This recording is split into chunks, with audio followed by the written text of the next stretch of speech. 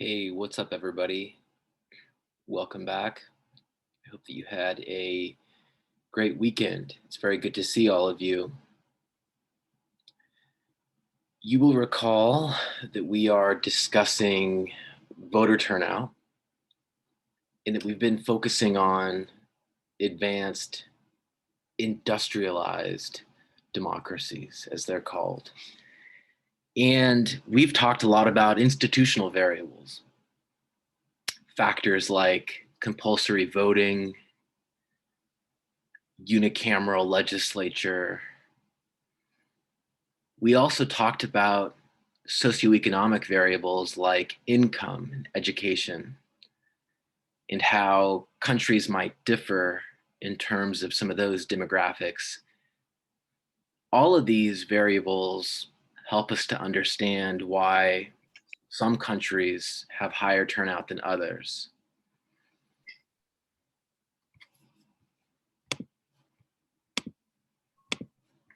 We also discussed proportional representation versus majoritarian, first past the post electoral systems and how PR systems tend to have higher voter turnout. We talked a lot about politics, social and demographic factors, and institutional factors, but we didn't say as much about the political environment and, in particular, how competitive the race is. Now, the reading that you did by Jackman did talk about how contested the race is, and those national districts that are closely contested, Jackman found, increased turnout. And this is a pattern that comes up again and again in the research. Turnout increases in more competitive races. And so you can measure this by examining the size of the margin of victory. Now, to be clear, the margin of victory is, of course, something that is only measurable after all the votes have been cast. And so we're only measuring it after the fact. And we admit that that's a limitation. But if we use that as a measure of the margin of victory and the competitiveness of the race, you can compare elections and you can compare countries and you can try to understand the relationship between the size of the margin of victory and the rate of voter turnout. And we do find that where the margin of victory in percentage points is larger, the probability of not voting increases. And so it does appear to be the case, especially in single member district plurality systems, majoritarian systems, that turnout falls in less competitive races, in by implication that it increases in closely contested races. So why might this be the case? Why might it be the case that turnout increases in more competitive races? Does anyone have any ideas?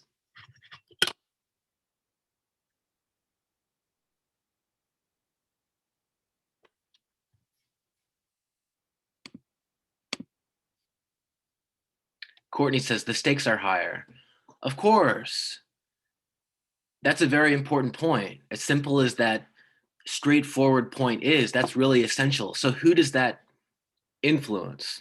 Does that change the behavior of the voter? Does it change the behavior of the party? Who does that impact, the fact that the stakes are higher? It changes for the voter, says Courtney. Absolutely, right? So you, the voter, are a rational actor. You know that if the stakes are quite low, your vote might not count that much, especially if you favor the candidate who's unlikely to win. And even if you favor the candidate who's likely to win, you might be less inclined to go to the polls if it's supposed to be a landslide. And so that suggests that the voters are quite rational and that they think carefully about whether it's actually worth it to go and vote. And so Courtney points out the voters' calculus changes when the stakes are higher. It means that they're more inclined to go vote. And Brittany adds that people think that their vote is more crucial to the result. So they believe then that their vote will impact the result. So they have a higher sense of self-efficacy or self-importance. This is the label that's used in the literature on voter behavior, efficacy or affect. And it relates to emotionality and the sense that the voter feels and has about whether their vote counts and whether their participation matters. And so the competitiveness of the race matters a great deal. And there's even more to this than just the calculus of the voter changing. The party and the candidate also will behave differently if the race is anticipated to be more competitive as well. And this is just as important as the change in the behavior of the voter. Casey says maybe because voters believe they can actually make a change in the outcome. Totally. Monica says people are more engaged because they are so close. If there's a clear winner, people believe that their vote does um, not matter. Okay. And, of course, what's interesting is that, because we're measuring the competitiveness of the race by the margin of victory in the race itself, there's always that fact that we're looking in hindsight. And in some ways, if people don't vote because they believe the decision has been made and the election is already over, they could have bring about that outcome and kind of bring about a self-fulfilling prophecy. And in some ways, this may happen in some cases where, one vote can change everything, like in, say, a single member district, first past the post plurality system, a majoritarian system. And Ishan makes a point about parties that I think is really important. So far, we've talked mainly about voters, but parties also face a different set of alternatives and a different set of incentives when the race is very, very close. Ishan says parties will spend more money in a close election, so the politicians will be more noticed active in the elections. And so when they spend that money, they're primarily spending that money on outreach to voters, right? In an effort to mobilize supporters or to register or activate voters who support them or who may support them, or perhaps to even alter the sympathies of voters who might already be aligned with one of the candidates. Courtney says in the 2020 election, we also have to take into consideration that a new demographic was able to vote. People who were not 18 in the 2016 election were able to vote in 2020, increasing voter turnout. Certainly. And the fact that the population continues to grow, that's a factor as well. And I think that 2020 was also viewed as a more competitive race in a more closely contested race than the 2018 midterms. And I think that 2020 was probably also viewed as more contested than the 2016 presidential election as well, which was viewed by many as sort of a landslide well before it took place. And in fact, many argue, not to sort of dredge this back up, but many argue that Hillary Clinton lost that 2016 race partly because people thought she had more support than she did and they stayed home. And so they thought that maybe their vote wouldn't be as relevant as it would be because they thought it was already decided, so to speak. But clearly that was not the case. And the result was a surprise to many.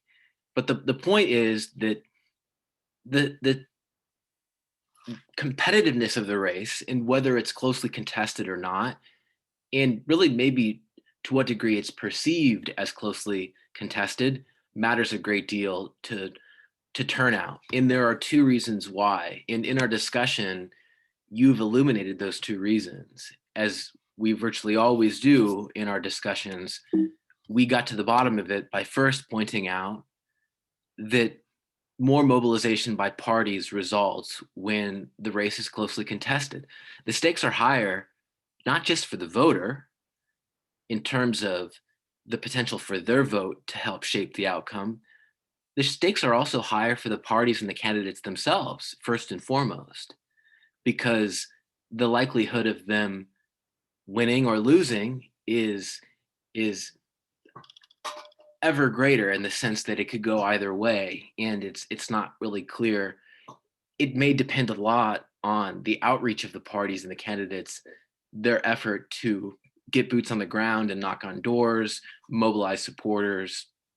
Remember that the example of the Georgia runoff in February was instructive because the period between November and February was a sort of interim, so to speak. And it was really a game of mobilization in an effort to mobilize voters, register new voters, and activate as many supporters or potential supporters as possible. And ultimately, in Georgia, in that Senate runoff, the Democratic Party prevailed.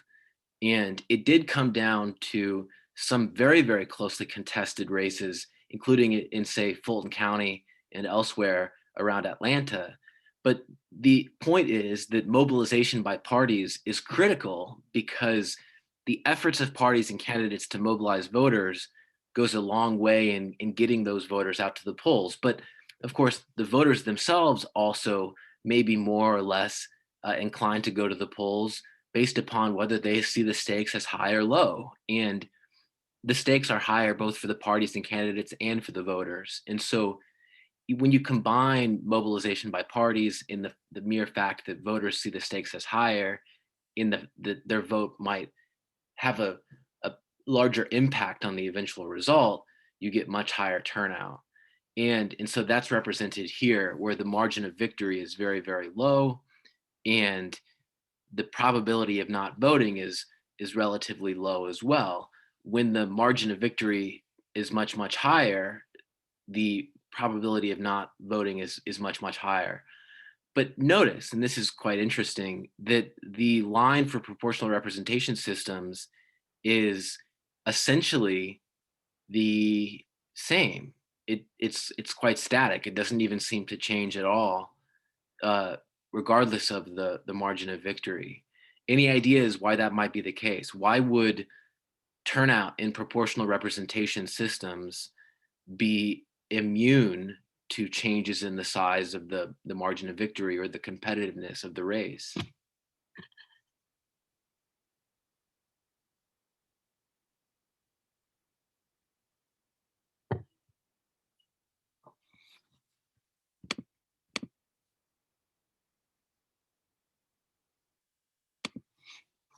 So Ishtan points out, there are multiple winners in a PR system, and so if you're not the first vote getter, you might be the second or the third or the fourth or the fifth.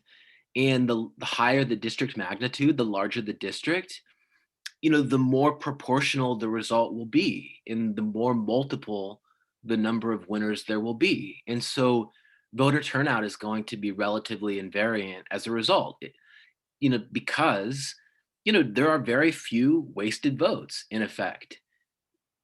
In a majoritarian single member district system, by contrast, there is a single winner, and there will therefore be many, many wasted votes. And especially in those cases where the winner very, very narrowly defeats the second place vote getter and wins just a bare plurality. And so that means then that PR systems and single member district plurality systems work very differently in terms of the way that they respond to the competitiveness of the race. When we point this out, this role of multiple winners in the proportionality of the allocation of seats to votes, it seems straightforward and self-evident that maybe we adopt a PR system, right? From the perspective of representation of small parties and minority parties, from the perspective of voter turnout, from the perspective of presenting voters with a variety of choices. It seems quite straightforward. But remember that there are a number of drawbacks as well, and including, for example, the coalitional difficulties that come from multi-party coalitions, slower governance, the fact that extreme parties can sometimes hold up negotiations or governing. These factors can work against participation just as much as PR systems in the proportionality of the allocation of seats can work to promote participation. So remember that it's not as simple as we'd like to think, and it's always more complicated. But in general, the political environment matters a great deal, and how competitive the election is matters a great deal to both the parties and the voters. So our first segment of the unit on turnout focused on old democracies. And in the process of analyzing these old democracies and looking at the findings and considering the mechanisms and thinking about the patterns, we have reached a number of conclusions. And we've got a number of questions too that should guide us as we go forward. So first and foremost, we know that turnout is lower in poorer countries. Now, these are all advanced and old and industrialized democracies. So we say poorer countries because they're still relatively more developed than the developing countries that we'll discuss momentarily. But to the extent that we can tell, turnout is lower in poor countries. It's higher in small countries for any number of reasons that we talked about, and it's higher in countries that have mandatory voting. All of those findings seem relatively straightforward, but one question that has not been resolved is, how does compulsory voting enhance turnout? What is the mechanism? Um, what is the precise reason that mandatory voting enhances turnout? And although this might seem obvious, it's a question that hasn't actually been clarified. And so put your thinking cap on and wrestle with that if you'd like. We'll continue to deal with the question of compulsory voting as we start to talk about developing countries, especially some of the cases in Latin America. So put a pin on that for later. We can also say that turnout increases in nationally competitive elections where the margin of victory is smaller. That is where the elections are anticipated to be or perceived to be more competitive. And as a result, the margin of victory is smaller. Turnout is higher. The stakes are higher for both voters and for the parties themselves. Voters anticipate that their vote has a better chance of impacting the outcome.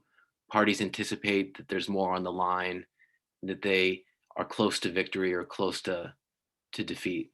And so both parties and voters are more active politically, and the result is higher turnout. But the question still remains, how much or how little does competition matter? So what is the size of the effect? And how competitive do races need to be? And in PR systems, how exactly does competition affect turnout? And the margin of victory, when do we know that the race will produce a high turnout? Is there a threshold of some kind? Are there certain circumstances that will nullify the competitiveness of the election's impact on turnout? These are all questions that remain unresolved, and there are questions that you could take up if you want, but that I would love to discuss more as we go along and begin to analyze developing countries. And more generally, the question for us is, do these patterns hold in new democracies as well? So if these are the patterns that show up again and again in studies of the old, advanced, industrialized democracies, do these patterns also appear in studies of the new democracies? And the background and the context for this set of questions is the following. In the last several decades, the number of democracies has exploded worldwide. In 2004, when some of the most recent research on turnout in advanced democracies was completed, the number of democracies worldwide reached its pinnacle until that point at 123 of 192 countries worldwide. That was 64% of all countries in the world. And while this percentage has fallen since then, the fact is a larger share of countries remain democratic than ever before.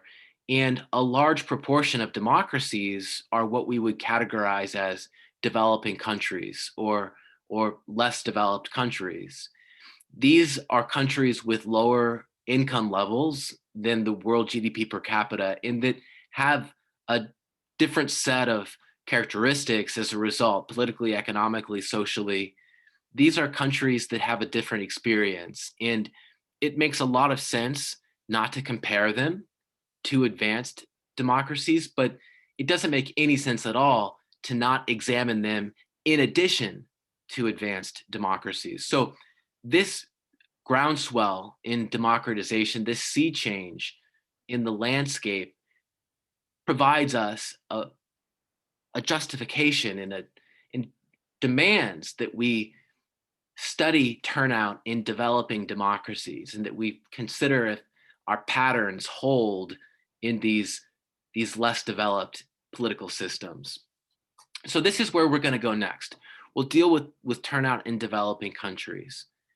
We'll begin to focus on those countries that exhibit a vast array of income levels, but have in common that they have income levels below world GDP per capita. And in general, they have lower or middle income levels. Now, to be clear, there's a great deal of variation among developing countries. And among developing countries in particular, there are many different income levels. We can distinguish between, say, upper middle income countries, middle income countries, lower middle income countries, lower income countries, and so on and so forth. But these different categories generally include countries from the following regions: the East Asia and Pacific regions, Latin America and the Caribbean, the Middle East and North Africa, South Asia, and Sub-Saharan Africa.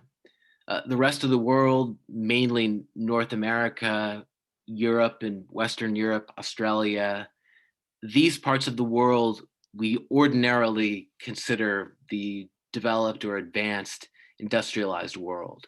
We're not focusing on those countries. We're focusing now on developing countries and the various income levels exhibited by those countries and the participation in political participation of the countries in this different set of categories.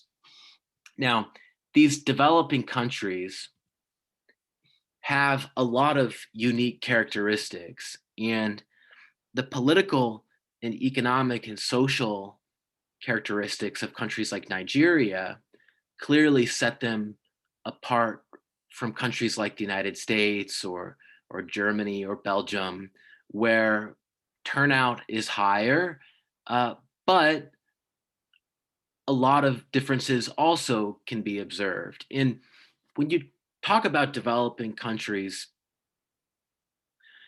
we want to pause and consider that their experiences might mean that turnout is a fundamentally different phenomenon, and that the choice to vote as an individual might be very, very different, in that a different set of factors might influence the choice to participate in politics, either indirectly and passively or directly and actively. And I want to begin to incorporate you and your input. I want to start to have a discussion about what makes turnout in developing countries different, and how it's distinct or separate from turnout in developed countries.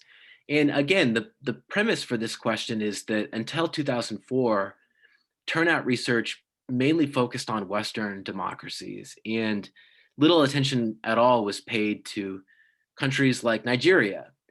And this was despite an explosion in the number of democracies worldwide. So we have a need, and it's incumbent upon us to consider if our findings are applicable to these other democracies. And so you pause and we ask whether countries like Nigeria have a different or a similar experience, whether we can use the concepts and categories and theories and perspectives common to us already to understand turnout in countries like Nigeria and other African countries or Middle Eastern countries for that matter. And at this point, I'd like to get you thinking about some of the similarities and differences by just giving you the example of voters lined up outside of a polling station in Baghdad during the 2005 Iraqi election. And voter turnout was actually considered very high despite widespread concerns of violence. And it's an interesting example of just the sort of contrast between some of the characteristics and patterns on the ground and the rate of turnout, violence and conflict and disorder and the weakness of the state. All of these factors didn't seem to be detrimental to turnout. And in fact, turnout was quite high and consistently so in the country. And I want to ask you, how is voter turnout different in developing countries? And what we're going to do is we're going to brainstorm about the similarities and differences between developing country and developed country voter turnout. And like we often do, I'm going to open up a document and we're going to do this together before we continue with some different content. So you should be seeing a Word document.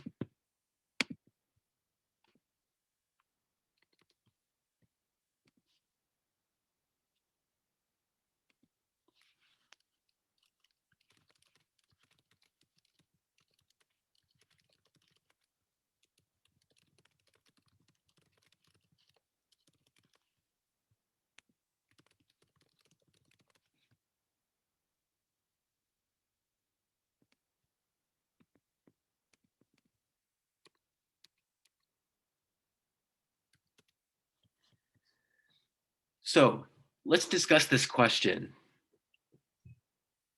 Just in general, what are some of the differences? How is voter turnout different in developing countries? How is the experience of voting, either as an individual or on a collective level, different in a developing country that has a lower income level, that has minimal experience with democracy? How is it different?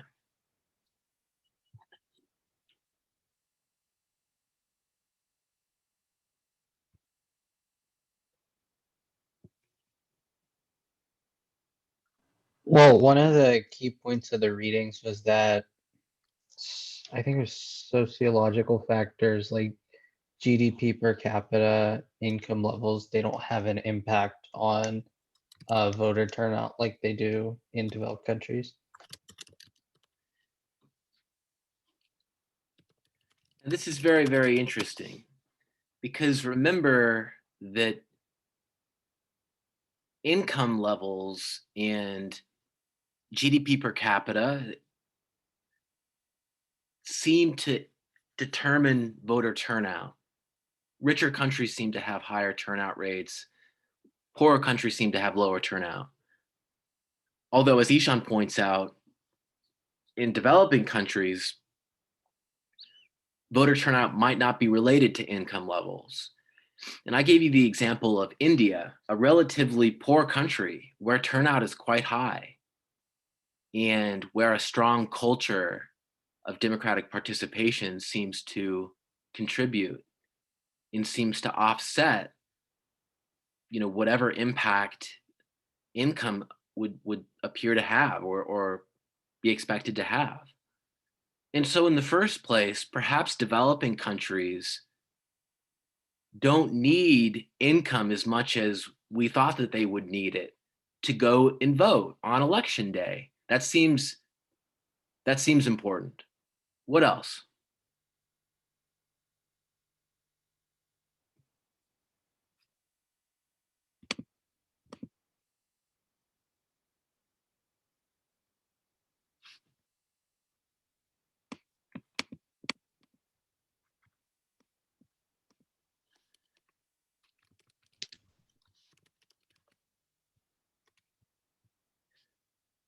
So I'm going to just make one comment, and then I'd like whoever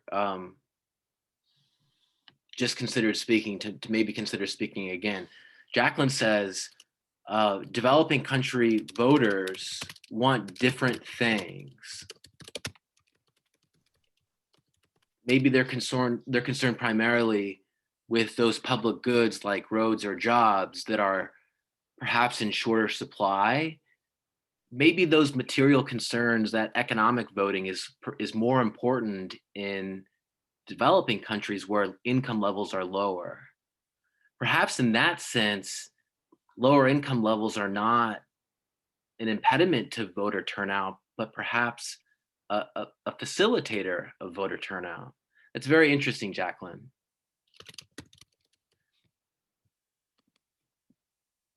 Did someone want to make a comment?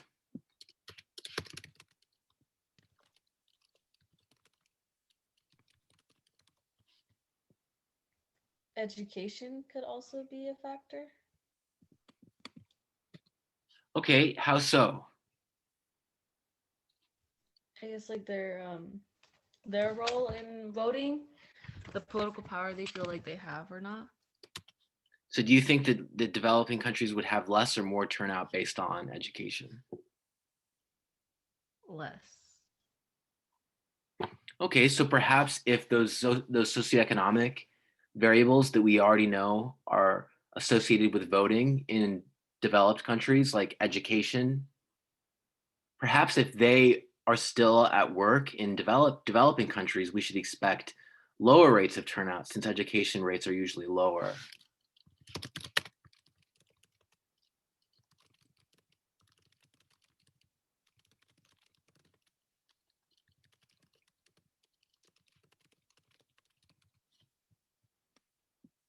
So some of those socioeconomic variables are worth considering, especially if we know that some of the sharpest differences are in things like development outcomes, like GDP growth rates, educational attainment, income levels. Jocelyn says knowledge of voting is still developing in countries. The access to voting might be minimal. Maybe there would be only one place for doing this, which contributes to the length of the line or want to vote. Although we saw long lines for voting in the United States as well.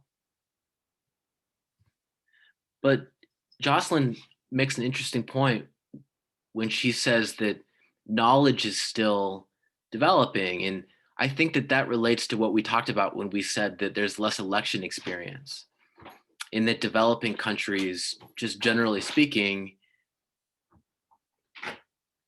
have only a few years of election experience, if any at all. Maybe there have been several generations under authoritarian rule, and their only experience with democracy is maybe that election, in which case perhaps voter turnout would be lower, but maybe you could imagine that turnout would be higher for that reason as well.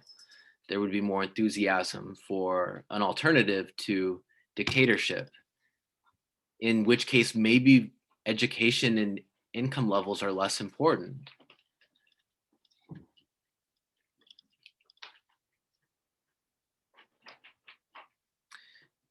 Angeli says, is the type of electoral system an institutional factor? Absolutely, it is an institutional factor.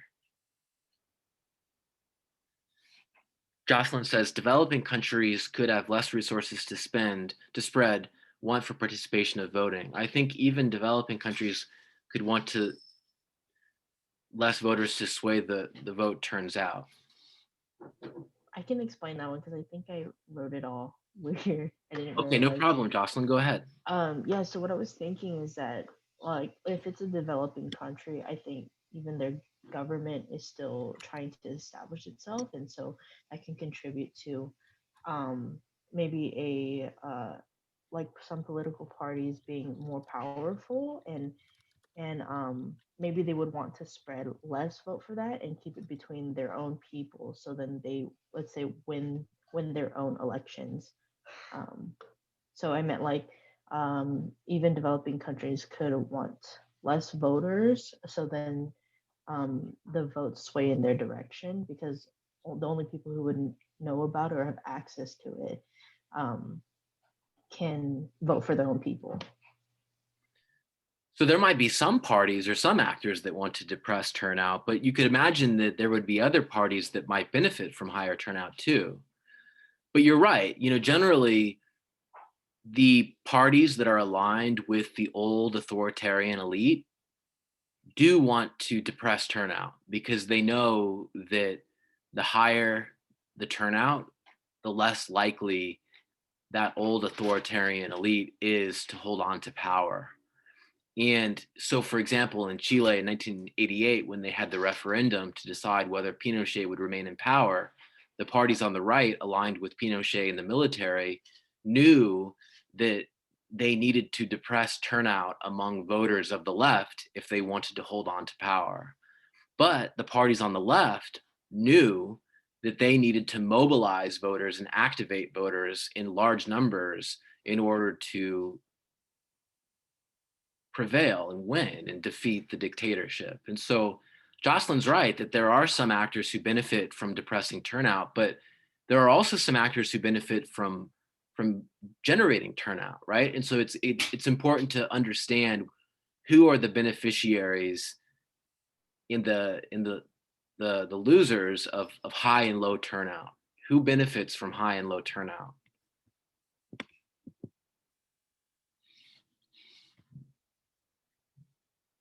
Jacqueline says, we had a reading where a farmer couldn't go to a different city to sell their goods because the roads weren't able to be driven on, and the people were striking to have better roads, and they were threatening the government by stating they wouldn't vote in the next election if they didn't fix the road. Yeah, that was the Harding reading about Ghana.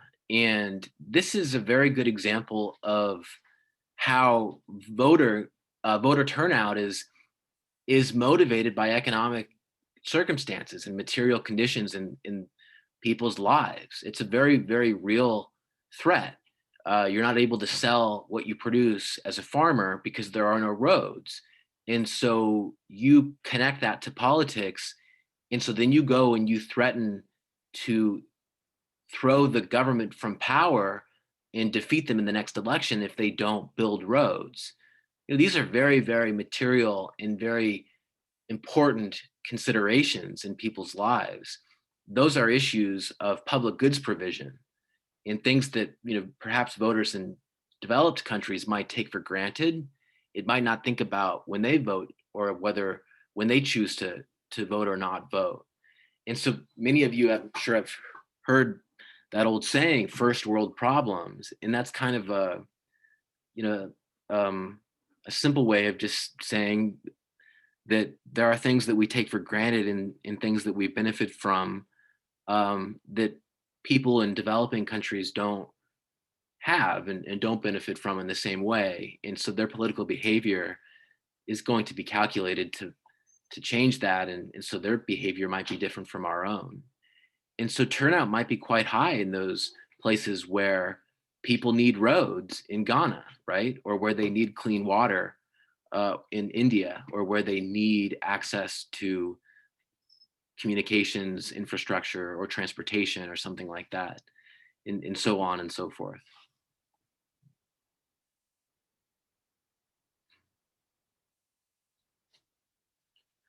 Alondra says another reason is because the level of competition and the level of freedom that they have. Typically in more developed countries, there are systems in place to have higher turnout. So, but say, Alondra, what if we have a developing country where the freedom to vote is intact and where there's even compulsory voting and where they have proportional representation and they have all these institutional features that should enhance turnout. The only thing that's different is that they are transitioning from authoritarian rule. And it's the first democratic election in, say, several decades. In that circumstance, hypothetically, the only thing that would be different is the experience with democratic rule and authoritarian rule. And so we might then ask, how will turnout differ in that new democracy as a result of that experience with authoritarian rule or that experience as a low income country? But you're right, though, that there may be institutional or political deficiencies that impinge on people's right to vote. But theoretically, we could imagine a situation where those don't exist and where then we wonder about how the differences in income or political history might affect turnout. Casey, do you want to make a comment?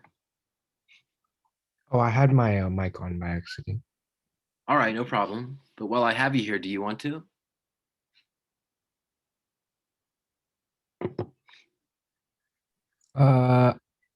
I couldn't really think of any specific differences.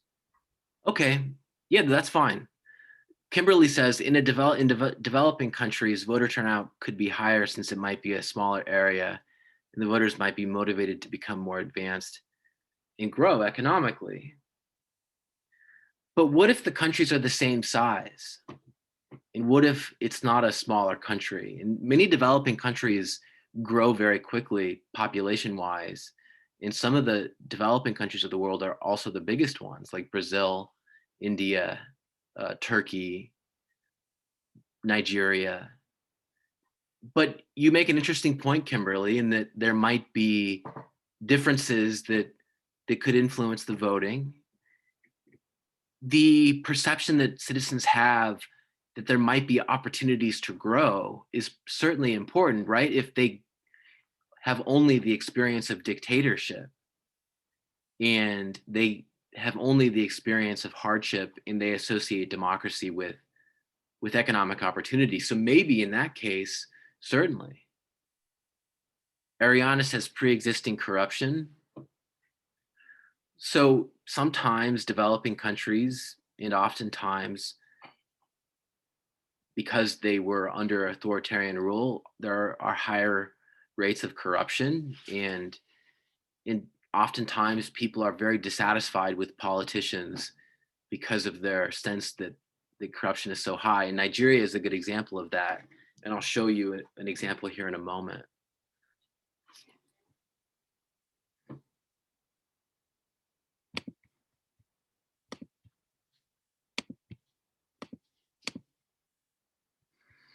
So there are some important differences that we've established here. First, less election experience. By definition, a new democracy has less experience with electoral democracy and elections. And so these sites, lines at polling booths are new and, to some degree exciting and something that citizens do not have experience participating in. And so with regard to election experience, there's not much to refer back to and to learn from. There's also the fact that many developing countries have civil conflicts or wars or higher rates of violence or insecurity that might prevent citizens from going to the polls, either because of fear of the consequences of participating and supporting a particular candidate or because of the weakness of the state and the inability of the state or the police to protect citizens from violence. In Iraq, for example, during the 2005 Iraqi election that I'm showing you in this picture here, there was concern about violence waged by jihadists and those who rejected democracy as a sort of product of US imperialism. In general, developing countries have economic and political crises that aren't experienced by developed countries and that could prevent citizens from going to the polls for want of income or safety or security. And so voter turnout is going to be very different, not just because of differences with election experience, but also because of political and social and economic factors that aren't comparable. So let's watch a video made by the Electoral Commission in Nigeria. And it's sort of interesting because, full disclosure, Nigeria has some of the highest rates of corruption in the world. It's a country that has enormous natural resource wealth. Next to Venezuela, some of the best potential for harnessing natural resource wealth. And yet it has some of the lowest rates of turnout. And one of the reasons is that people are highly dissatisfied with elected officials who they perceive to be very, very corrupt, rightly so. And they are dissatisfied with democracy because they haven't seen it work well for them. And the waste and the corruption is the best example of this dissatisfaction. But the Electoral Commission, as seen in this video, they just don't seem to understand it. And it's sort of like that old saying, let them eat cake, because you get the sense that the Electoral Commission, they've been chosen by the party elite, the same ones who steal from the state. And so maybe they don't understand the problem because they're the ones who are part of the problem. But it's interesting because it gives you an insight into turnout and the circumstances in developing countries that affect turnout. Anyway, let's take a look.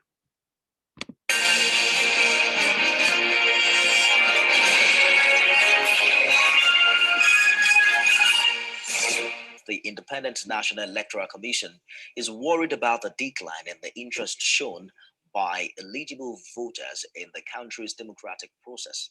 The institute is now advancing a conversation that would deepen participation in the electoral system. TVC News senior correspondent Femi Akande reports. Participation in Nigeria's electoral process is on a downward steep since 1999, when there was a 52.3% voter turnout in the general election. In 2019, voter apathy has worsened to 34.7% as recorded in the general election. Nigeria also has the lowest voter turnout in Africa when compared to other democratic countries. What is underway here is a focus group discussion, an attempt by the Electoral Institute to make sense out of a situation that has remained a puzzle in Nigeria's electoral system. What is it that we're not doing right? The people are not coming to register or are not coming to vote. So I think we may not force, just like one of my colleagues said, we can't force people to come out and vote, but we can stimulate them. A lot of sensitization and other critical issues, which is what we're expecting to hear from you. What can we do to improve, to stimulate people to come out and vote? I can remember the continuous voter registration which we did about 2 years ago. It spanned for well over 10 months. Even there were about 3 different requests for extension that we have not captured some people. We haven't captured some people. But when it comes to actual utility of those cards, the participation in the electoral process, we discover that we have a decline. Democracy is supposed to be government of the people, by the people, but the people are not voting. Then you ask yourself, is it democracy or what? INEC is eager to increase the level of participation in the country's voter registration and election. The Electoral Commission has also rolled up its sleeves to conduct 28 rerun elections this week.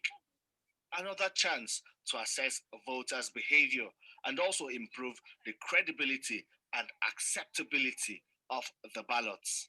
The persistent low turnout for the continuous voter registration exercise and on election day could imply that the outcome of elections are not a true reflection of the majority's wish.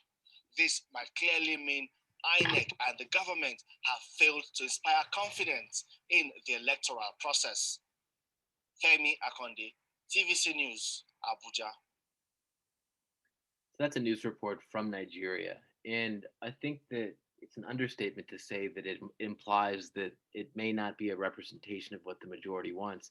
By definition, it's not a representation of what the majority wants if less than, a third of eligible voters are actually voting. And so that is again ultimately the nature of the problem, right? The vote is the ultimate democratic act. And so the choice not to vote must be understood as a democratic choice as well. And it is a deficiency and it is a decline. And in Nigeria, corruption, as well as electoral irregularities, election violence, coercion, these things are all part of the problem. And the story of developing country voter turnout has to be understood in the context of those issues. And so on Wednesday, we'll continue to discuss this. We'll pick up where we left off. For now, though, we are done for today, and it's been lovely having you. I'll see you again on Wednesday.